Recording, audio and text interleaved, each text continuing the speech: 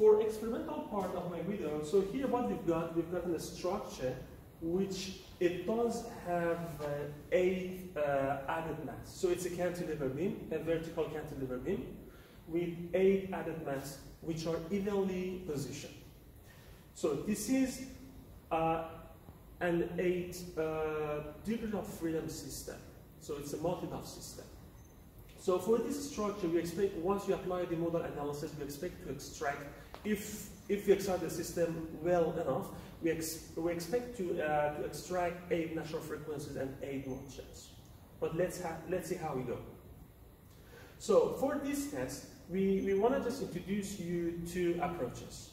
One approach is the technical impact testing using instrumented hammer. And the other one, the second approach, is to excite the system using a shaker. So for the first time, as the first approach, so we use an impact hammer. So actually, impact hammer, it does have a force transducer additive. Actually, this part is a force transducer which actually collects the signal. It measures the signal. So it's based on piezoelectric. It's actually manufactured using piezoelectric materials. And so once it's under compression or under actually a kind of compressive force, it creates voltage. Actually, it creates charge, and then by some signal conditioning, we convert charge into voltage, and then we can by actually sending the signal to a acquisition system such as oscilloscope here, or we may use some DAC and then use, for example, LabVIEW. We can collect the signal and we can interpret the signal, and we know how much force we apply to the system. Okay, this is the input. So using this, we apply the input to the system. Okay, but we also need to measure the response. We measure the response of the system using accelerometer. You can actually measure the response of the system using different types of transducers, as I already explained. Accelerometer, laser Doppler vibrometer, or displacement sensors. But what we're gonna do today is just to use accelerometer. This accelerometer is based on microelectromechanical systems, which we call it as MEMS. So this is a MEMS accelerometer, which it does have a built-in signal conditioning inside the accelerometer. Okay, we attach the accelerometer to level 8, to the top level of tower, and then what I'm gonna do, so I'm gonna just excite the systems at all the levels. So I'm gonna start with exciting the system from level 8, and then we go to level 7, level 6, and all the way down to level 1. And then we capture the signal using the accelerometer attached to level 8. Just bear in mind, the interesting thing is that you can do it in another way. For example, you only apply the impact force at level 8, but you actually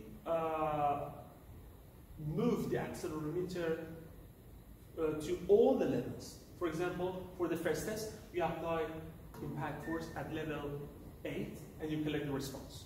Then you move the accelerometer to level 7, attach it there, and then again you apply the impact force at level 8. And then you apply the impact force at level 8, but you move on the accelerometer at level 6 and all the way down. So basically you've got 2 options. We call it as rolling accelerometer or rolling impact force. Both will give you the same result, because actually we're going to create a transfer function between different points of the structure. Okay, another important point is that once we are using to attach the accelerometer and basically use accelerometer, we need to make sure that attaching the accelerometer doesn't affect the nature of your structure. For example, the mass of the accelerometer. it should be negligible compared to the mass of the whole system. Of course, for our case, it's nothing compared to the mass of the structure. And for real case scenarios, you're going to just, if you feel that it might affect the accuracy of your model analysis, then you're going to just double check that one. How? So for your structure, you attach the accelerometer and then you collect the response. And then next time, you add a mass to the system, to the structure, which is almost the same as the mass of the accelerometer, and then you put the added mass next to the accelerometer. For example, in your cantilever beam, you attach the accelerometer, and then you attach the added mass next to the accelerometer, and then you do the test again, and you collect the response. If the response is almost the same as the previous response, so it means that the mass of the accelerometer is negligible compared to the mass of the structure, and so you can just keep running your system, running your experimental testing without any problem. Okay, so this is how we go for experimental model analysis of a structure using impact testing. So I'm gonna just do it for only level 8 and then capture the signal, and then I'll move on to the next part, which is using shaker. But before going through that part, I would like to just remind you that for such experimental testing, because sometimes we do have some random noise in the system, to minimize the random noise of the system and also to increase the signal to noise ratio, we usually do averaging, in a sense that you apply impact force several times at the location. For our case, what we do, we have already set up our program here in LabVIEW in a way that we need to apply the impact force 5 times. And once we apply it 5 times and the system captures the signal, then it automatically do averaging and gives us the and because we have already programmed the setup in a way that it takes the FFT of the signal, it automatically gives us the frequency response function of the system. So I'm going to just apply the impact force at level 8. Yes. Then next one.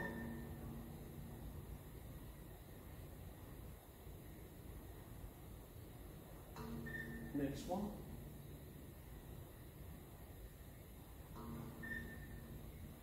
And now the last one. Okay. It captured the signal and took average of the whole signals. And now if you can see here,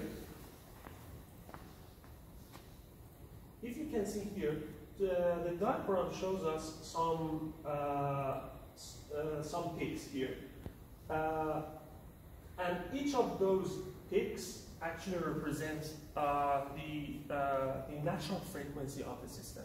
And then this is for the frequency response function for level 8 and measure point at level 8. And then once you create the frequency response function for different levels, then of course using those diagrams and using the explanation I already gave you, you can simply draw a modal shape of the system. Okay, I think that's about impact testing method. Let's move on to the next part, next method, which is actually using shaker. Just now, what I need to do, I need just to attach the shaker to the setup. Maybe it just takes a while, some 1 minute or 2 minutes. I just attach this one.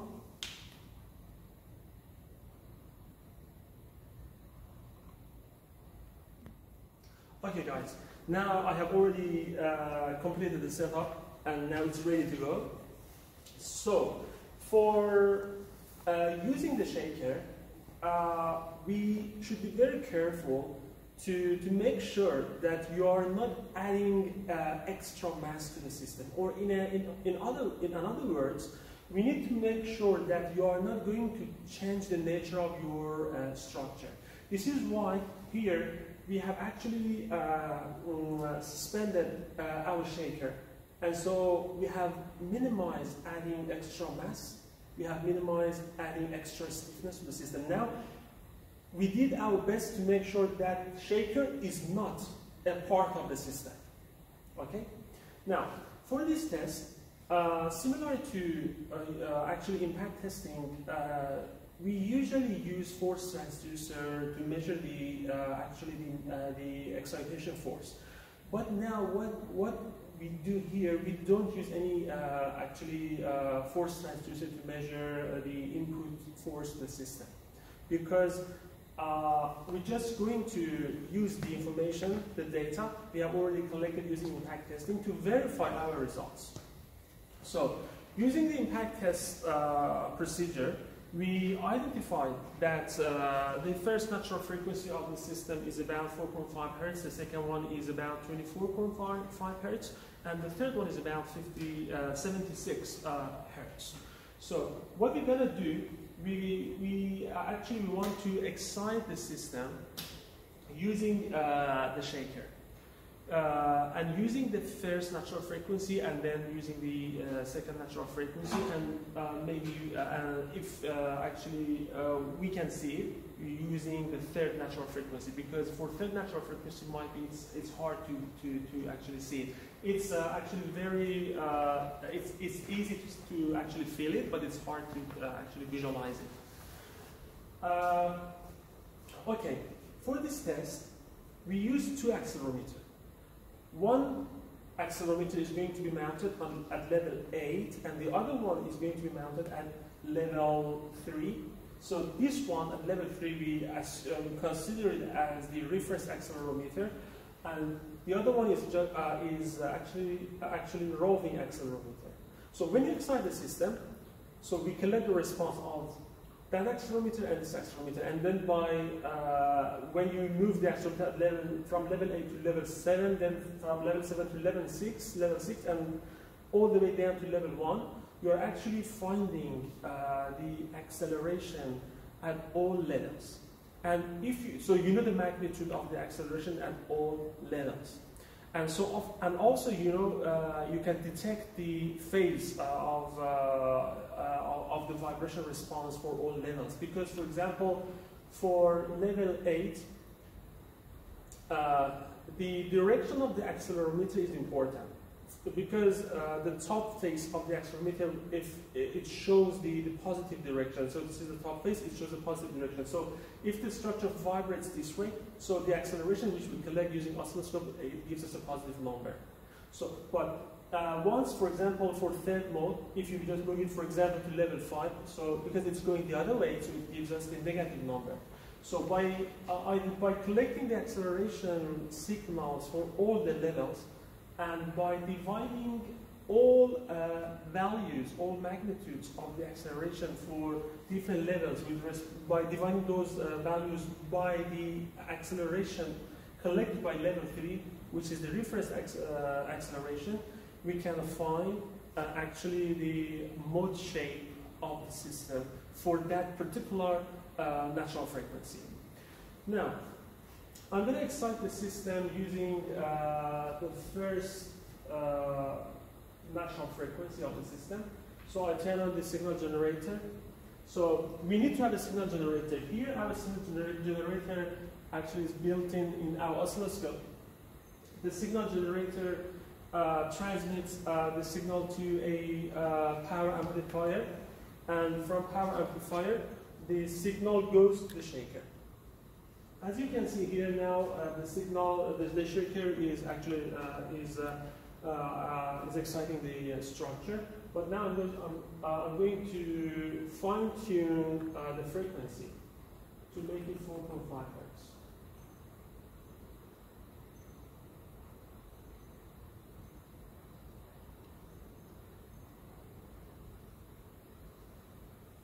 Yeah, this is the first mode shape of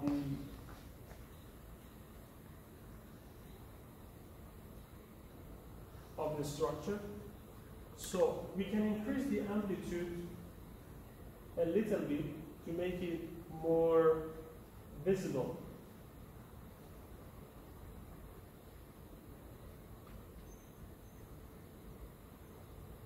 So this is the first mode shape.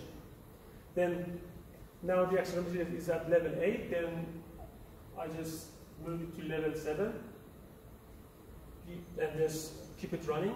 We collect the response using the oscilloscope and then all the way down to level 1. Now let's just have a look at the second natural frequency. I increased the frequency from 4.5 Hertz to roughly 24.5 Hertz.